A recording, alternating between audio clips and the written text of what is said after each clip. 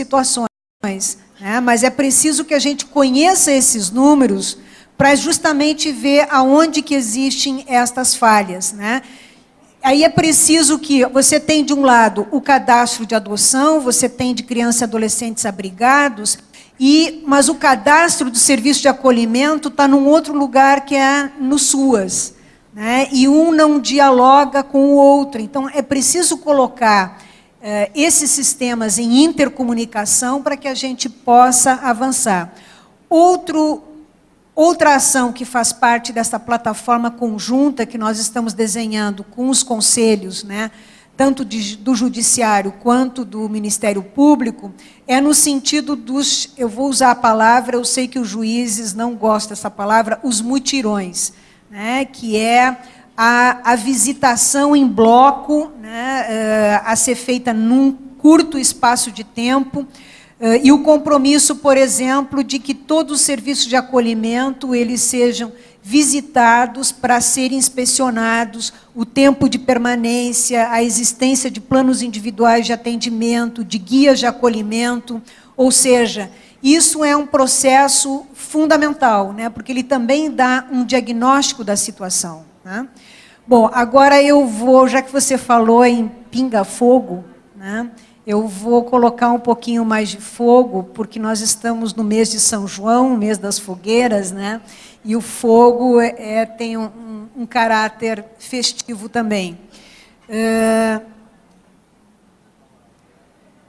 Eu gostaria, né, de visualizar, não que vocês visualizassem, eu gostaria de visualizar o movimento pela adoção, né, dos grupos de adoção, como um movimento que vai trabalhar para a sua extinção, né? Ou seja, com a utopia de que, oxalá, um dia a gente tenha sociedade em que não haja criança e adolescente para ser adotado. Ou seja, a minha utopia é que vocês vão trabalhar por este dia, né? E até lá nós temos muita coisa a fazer juntos.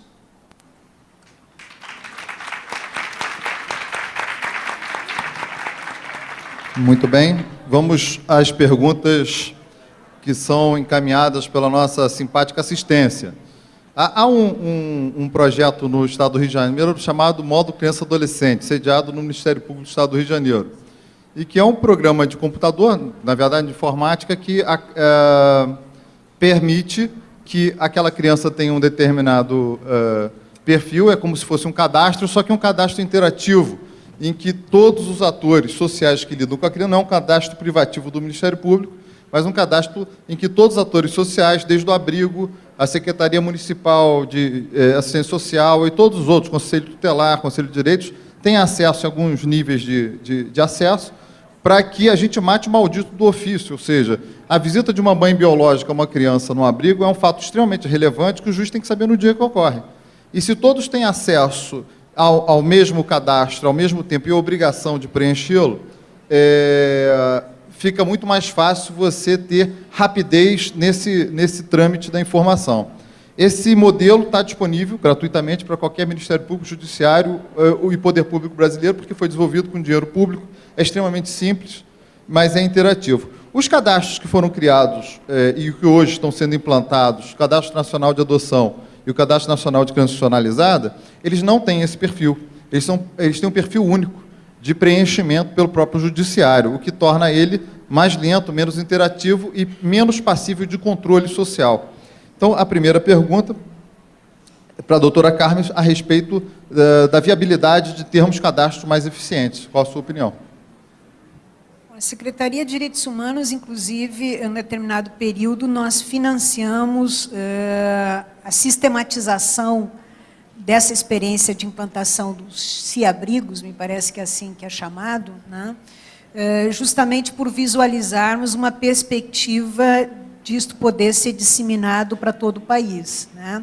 Chegamos a conversar com o Conselho Nacional de Justiça, mas que já tinha em desenvolvimento, né, os dois cadastros que foram referidos há pouco, e uma vez instituídos esses procedimentos, fica bastante difícil desmontar, né, toda a estrutura para haver uma adesão a um outro dispositivo. Então, a dificuldade que nós temos para implantar qualquer sistema no Brasil hoje é de adesão a um sistema único de informação, né?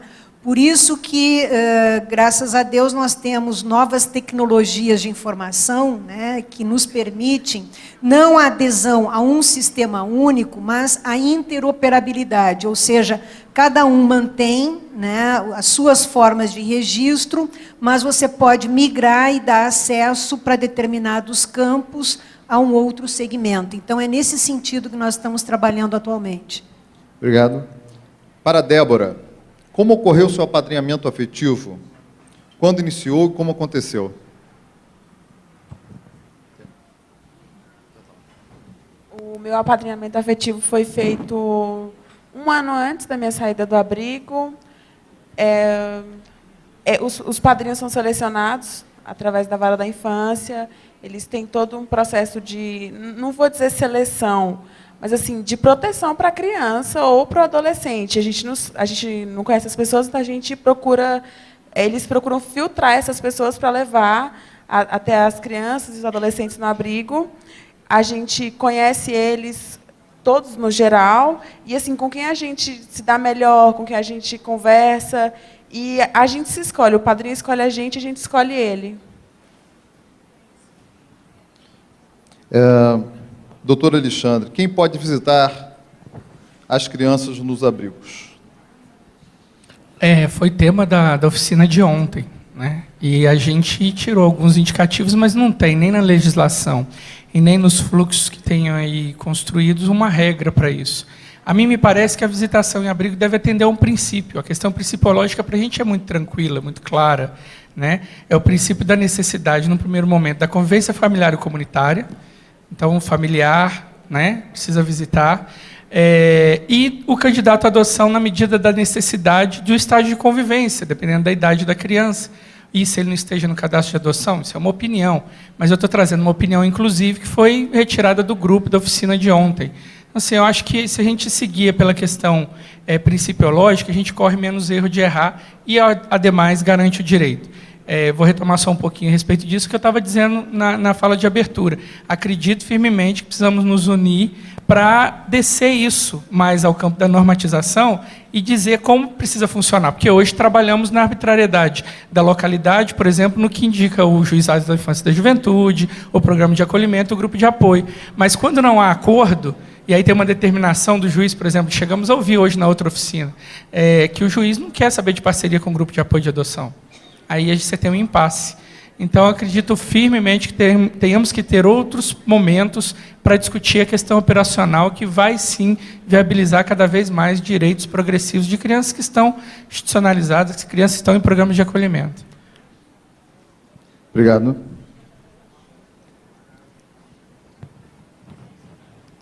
Doutora Viviane, sou pai de uma criança adotada que veio de uma instituição modelo casalar, na qual uma mãe social cuida de várias crianças, mais ou menos umas 10, em ambiente com instalações precárias, pouquíssimos brinquedos, ausência de parquinho, árvore verde, etc.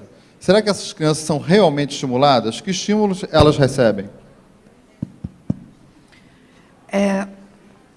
Olha, eu acabei de fazer uma pesquisa com bebês de 2 abrigos aqui no DF.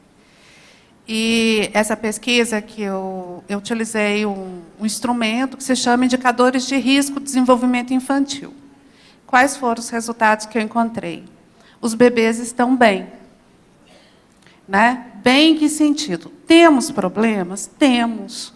Mas o que eu insisto muito na minha fala é essa ideia de que você vai salvar uma criança do abrigo, eu acho que não é um caminho para a gente seguir.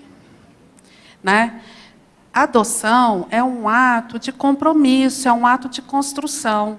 Né? Então, assim, eu acho complicado pensar que uma criança, porque vai viver, né, num ambiente de classe média alta, e que ela vai ser hiperestimulada, que ela vai ser super inteligente no futuro, e pensar, por exemplo, uma criança das camadas populares, que esteja com a sua família, que seja pobre, né, que ela não está recebendo estímulos. A questão não é isso. O que vai fazer a diferença depois, e nós sabemos o que é a qualidade da educação pública e particular nesse país.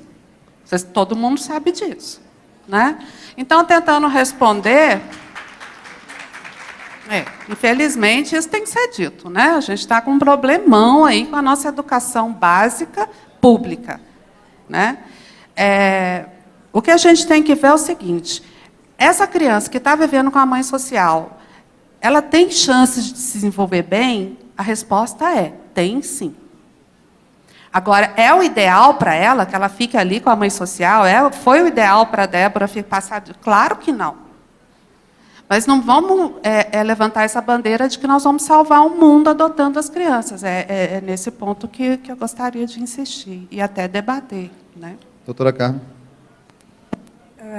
Eu tinha ficado impressionado com uma fala anterior sua, até comentei, cochichei aqui contigo, e agora eu vou socializar um pouco, assim, que é a ideia de que todos somos adotados, né, e que as famílias sanguíneas também precisam adotar os seus filhos, né? E agora você nos dá um outro cutucão, que é referente aos cuidados nas famílias com pobreza, né, em situação de pobreza, e as que teriam maiores condições, pelo menos materiais, né, de cuidar melhor dos seus filhos. Eu acho que, via de regra, quando a gente discute o direito à convivência familiar e comunitária, a gente fica muito restrito discutindo o problema das famílias pobres, né? Como se nós não tivéssemos violação do direito à convivência familiar e comunitária nos condomínios de luxo, né, nas famílias das elites. E aí eu vou contar para vocês uma situação que me foi relatada há cerca de 15 dias atrás, né?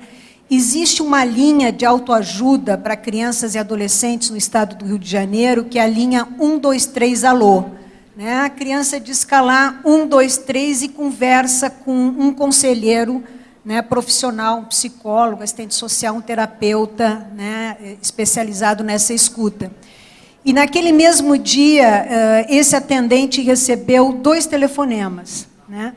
Um telefonema de uma criança de favela dizendo: eu estou muito mal, né? Eu estou aqui fechada dentro de uma casa porque meu pai e minha mãe foram trabalhar, não tenho com quem ficar, né? Estou me aborrecendo aqui, não posso ir lá fora brincar porque é perigoso, né? Esta era a situação. Minutos depois, um telefonema da Barra da Tijuca, que é um bairro classe A, né, na zona sul do Rio de Janeiro. A criança, num condomínio de luxo, dizia o seguinte: eu estou aqui fechada no apartamento, meu pai e minha mãe foram trabalhar, eu já brinquei de tudo quanto foi coisa aqui dentro, brinquedos eletrônicos e coisa e tal, eu quero um papagaio. Você quer um papagaio por quê? Porque ele fala, eu quero falar com alguém. Então, eu acho que a gente tem que pensar muito seriamente, né, o que está acontecendo com a família brasileira hoje, né, com as circunstâncias que temos todas de apelo a consumo, né, a ter o carro do ano, ao celular, ao último modelo, e que faz todos nós, enfim, não adotar as crianças e os adolescentes que estão no nosso convívio. Paulo Sérgio, não seria interessante que, além do desejado assento no CONANDA, os grupos de apoio buscassem os conselhos de direitos de seus municípios e Estado, a fim de estreitar os laços com as redes locais? Quem é que realiza ações concretas? Eu acho que nós já temos caminhado, ao longo desses últimos anos, com experiências nas mais diversas localidades do nosso país, de grupos que já têm essa estrutura bem definida, que já caminharam todas as etapas de cadastramentos nos conselhos de direitos municipais, estaduais, conselhos de assistência, seus registros definitivos de instituição. E isso não são poucos os grupos. Eu diria que os grupos estão já bem sedimentados para poder buscar essa possibilidade de representatividade no CONANDA, pelo próprio papel que já estão estabelecendo de recursos e parcerias que estão desenvolvendo.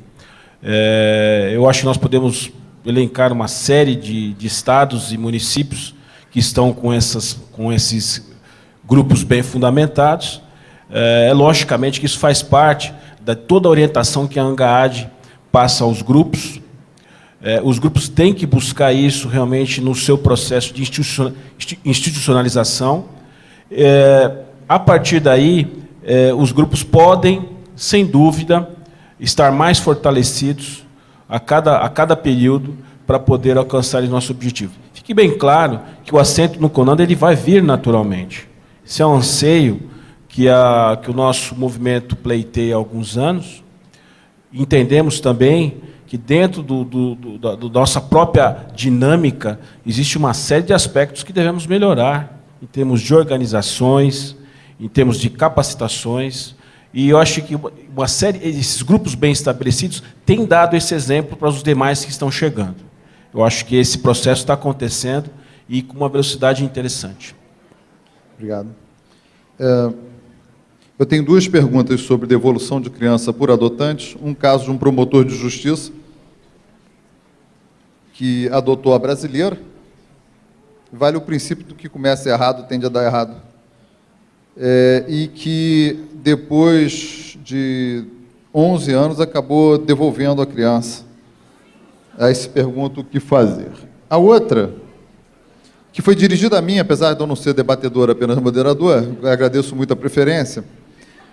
Um casal que adota 4 crianças, de 1, 2, 3, 4 anos, 13 anos depois, devolve 2 das crianças e tal. Aí pergunto quem responde pelo constrangimento da devolução. Nós também temos a vivência em grupo de apoio à adoção e quem trabalha em abrigo com tentativas frustrantes de reintegração familiar, também passível de devolução. Criança que volta para a família em tentativas, várias tentativas, foram vários abandonos dentro de um grande abandono, muitas vezes ser viciada sexualmente pelo companheiro da mãe, às vezes com cigarro apagado nas costas,